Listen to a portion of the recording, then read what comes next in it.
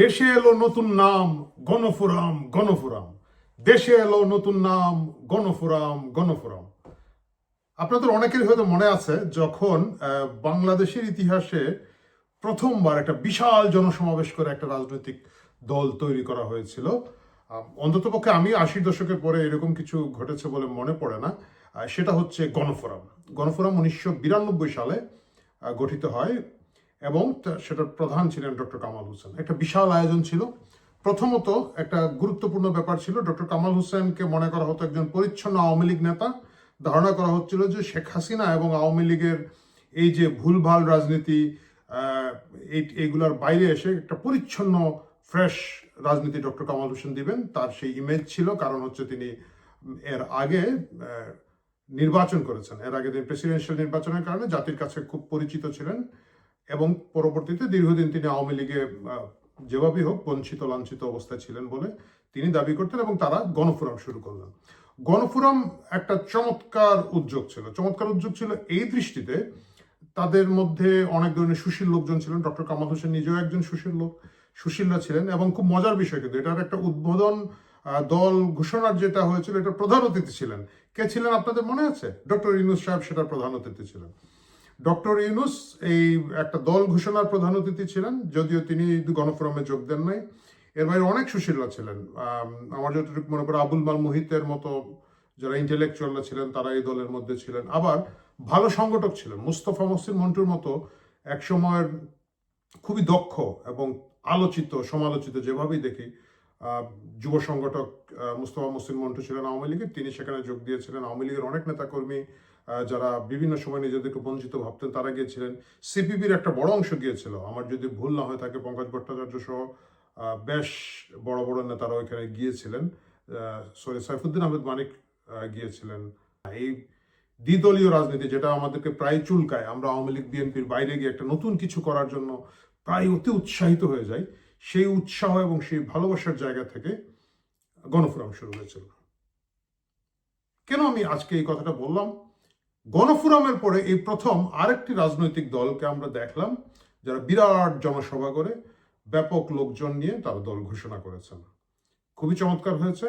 Doctor Kamal হোসেনের জনসভায় এর চেয়ে বেশি লোক হয়েছিলেন, সেটা আমার মনে আছে। বাট যদি সেটা নাও বলে থাকি, জাতীয় নাগরিক কমিটি থেকে জাতীয় নাগরিক পার্টিতে আসা এই যে নতুন সংগঠন, সেই রাজনৈতিক দলে একই ফর্মুলা। তবে এইবারের ফর্মুলাটা আর একটু কি বলা যায়, চোখে লেগেছে। কারণ সারা বাংলাদেশ থেকে তারা রিকুইজিশন করে বাস নিয়ে এসে এখানে লোকজন জড়ো করতে চেষ্টা করেছেন। একইভাবে সরকারি দল যারা যখন থাকে, কিংস পার্টি তৈরি হয়, একই কাহিনী ঘটে। বিভিন্ন জায়গায় এই গায়ের জোরে বাস নিয়ে আসা ব্যবসায়ীদের কাছ থেকে চাঁদা দিয়ে এনে একটা পার্টি তৈরি করা, এই চেষ্টাটা হয়। এবং এখানে জাতীয় নাগরিক কমিটি যখন তাদের কি বলা যায়, খোলস ছেড়ে, এটাকে আমরা এইভাবে বলতে পারি, মথ থেকে মৌমাছি তো হয় না, প্রজাপতি, মথ থেকে প্রজাপতিতে রূপান্তরিত হওয়ার এই সময়টাতে তারা ট্রেডিশনাল সেই রাজনীতি থেকে বেরিয়ে আসতে পারলো না। খুব দুর্ভাগ্যজনক। আমরা দেখেছি মাত্র একটা বা দুটো বোধহয় চিঠি এরকম ফাঁস হয়েছে, কিন্তু খবর আছে বিভিন্ন জেলা থেকে তারা এইভাবে বাস ট্রাক জড়ো করে রিকুইজিশন করে নিয়ে সরকারি কি বলা এটাকে তত্ত্বাবধানে, জেলা প্রশাসকদের তত্ত্বাবধানে এই ধরনের কাজ করেছেন বলে অভিযোগ আছে। ডিসি অফিস, এসপি অফিস মিলে তারা বাস জোগাড় করে দিয়েছে, লোক জোগাড় করে দিয়েছেন। সবকিছু মিলে তারা মানিক মিয়া এভিনিউর এক পাশটা আংশিক ভরতে পেরেছেন। এটা তাদের সর্বোচ্চ স্ট্রেংথ এই পার্টির এই মুহূর্তে। আমি এটাকে আসলে খুব একটা গুরুত্ব দিয়ে দেখছি না, কারণ একটা নতুন রাজনৈতিক দল, তার পক্ষে আসলে লক্ষ লক্ষ লোক জমায়েত করে ফেলা, জড়ো করে ফেলা খুব যে একটা স্বাভাবিক বিষয় তা কিন্তু নয়। শুরু করেছেন তারা, কোনো একদিন ভবিষ্যতে হয়তো করবেন, পার্টি ধীরে ধীরে বড় হবে, সেই আশাবাদ তারা দেখতে পারেন। এবং নতুন যে কোনো রাজনৈতিক দলকে আমরা শুভেচ্ছা জানাতে চাই। কিন্তু আদৌ এই নতুন রাজনৈতিক দলটা কি কোনো পদক্ষেপ, তারা যেটা নিতে চান, তারা যে রাজনীতি করতে চান, এটা কি আসলে কোনো এফেক্টিভ কিছু হবে? এটা কি আদৌ নতুন কোনো রাজনীতি তারা দিতে পারলেন? আমার কাছে সেটা মনে হয় নাই।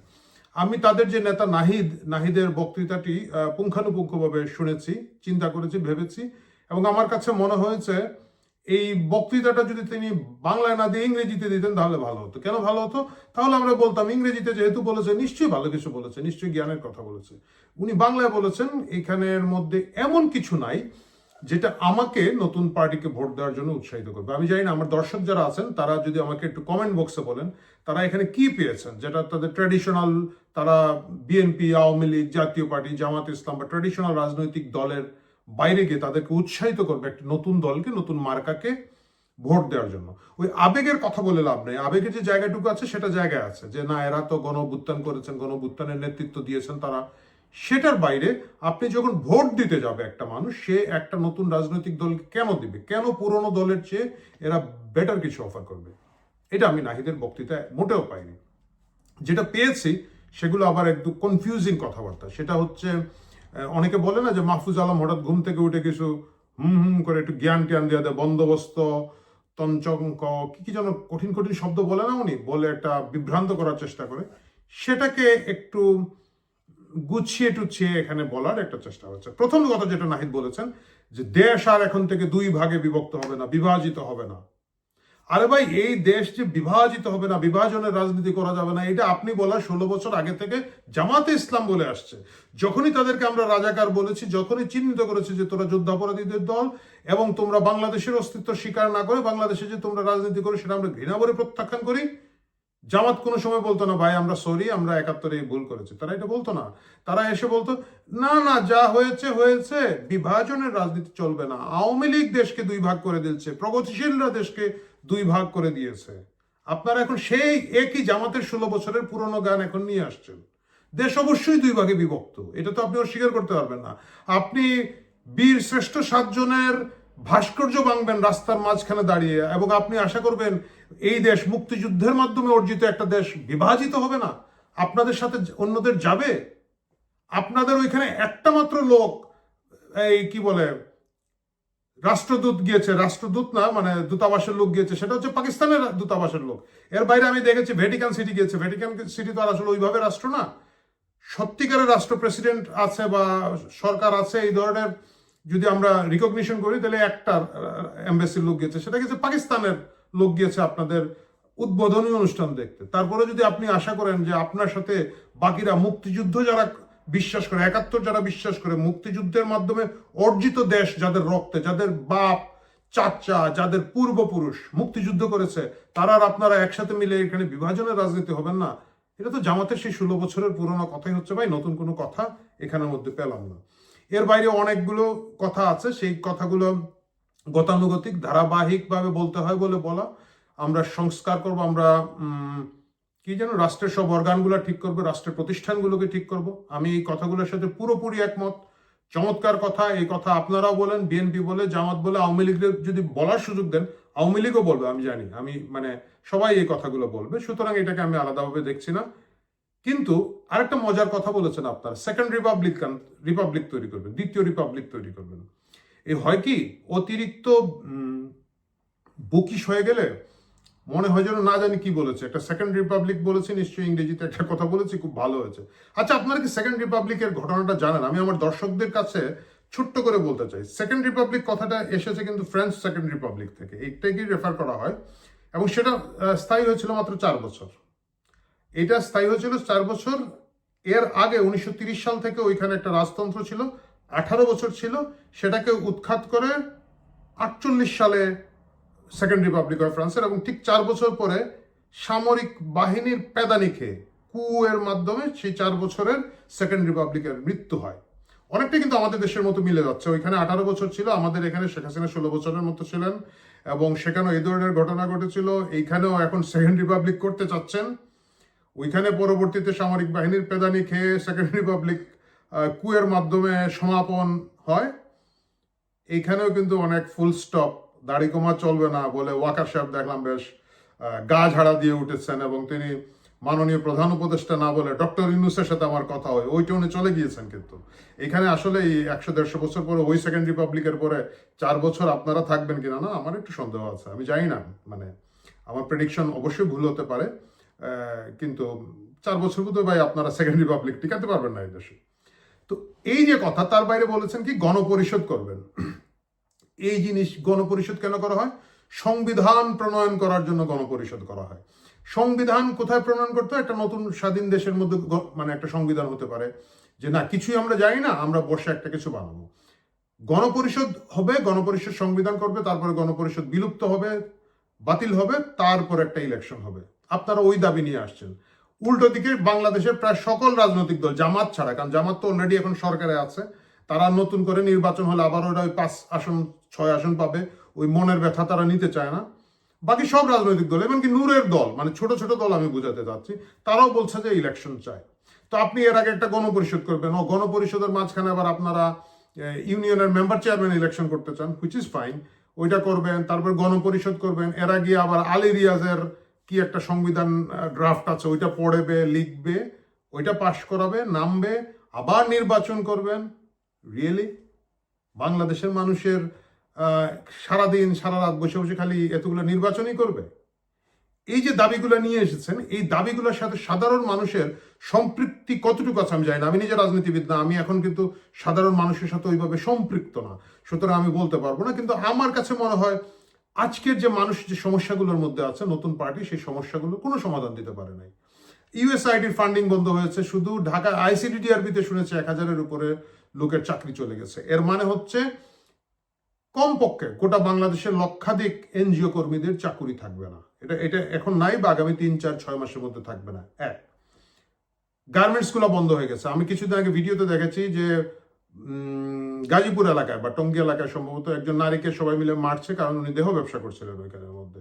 গার্মেন্টস বন্ধ হয়ে গেছে, গার্মেন্টস শ্রমিকরা মানবেতর জীবনযাপন করছে, প্রচুর গার্মেন্টস বন্ধ হয়েছে। এদেরকে তো বাঁচতে হবে। এই যে কর্মসংস্থান নাই, এদের অনেকেই কিন্তু বিপথে চলে যাচ্ছে, কুপথে চলে যাচ্ছে, তাদের প্রতি কোনো সান্ত্বনা দেওয়ার জায়গা আপনারা তৈরি করেছেন কিনা আমি জানি না। এর মধ্যে আপনারা বিধবা ভাতা এবং সামাজিক সুরক্ষার অন্যান্য যা যা ছিল আওয়ামী লীগের, ট্রাক সেল, গরিবের জন্য রেশন কার্ড, এই সবগুলো বন্ধ করে দিয়ে আপনারা আরো গরিব তৈরি করছেন, গরিব মানুষকে আরো কষ্ট দিচ্ছেন। এই গোটা যে একটা বড় সমস্যা অর্থনীতির মধ্যে আসছে, এটা সমাধান তো শফিকুল আলমের লেকচার দিয়ে হবে না। কারণ শফিকুল আলমের ওই যে চৌবাচ্চা থিওরি, এটা তো আসলে অর্থনীতির কোনো থিওরি না, যে আমরা টাকা দিয়েছি, টাকা বেরিয়ে গেছে, অর্থনীতিতে ছাপ পড়বে না। এই লেভেলের অর্থনৈতিক জ্ঞান শূন্য লোকজন দিয়ে কাহিনী হবে না। একটা দায়িত্বশীল রাজনৈতিক দল হিসাবে আপনাদের উচিত ছিল এগুলো অ্যাড্রেস করা, আমি মনে করি। তাহলে হয়তো ভোটাররা উৎসাহিত হতেন। কারণ যতগুলো রাজনৈতিক দল এর আগে সফল হয়েছে, আপনি দেখবেন এর মধ্যে কিন্তু একটা বড় কম্পোনেন্ট হচ্ছে অর্থনীতিতে তারা কিভাবে ভূমিকা রাখবে। ইভেন আপনাদের যে আন্দোলন জমে ওঠা, এই যে জুলাই আগস্টের আন্দোলন জমে ওঠার পিছনে মূল কারণটা কি আপনারা দেখেন। আপনি যদি বলতেন একটা সেকেন্ড রিপাবলিকের আন্দোলন, আমি শিওর জনগণ মাঠে নামতো না। আপনি যদি বলতেন সংবিধান ধুলাই খোলাইয়ের একটা আন্দোলন করবো, আমি নিশ্চিত এত ছাত্র অকাতরে প্রাণ দিত না। এই মূল জিনিসটা তৈরি হয়েছিল চাকুরিতে কোটা। আপনি দেখেছেন অর্থনীতি কিভাবে সম্পৃক্ত আমাদের জীবনের সাথে।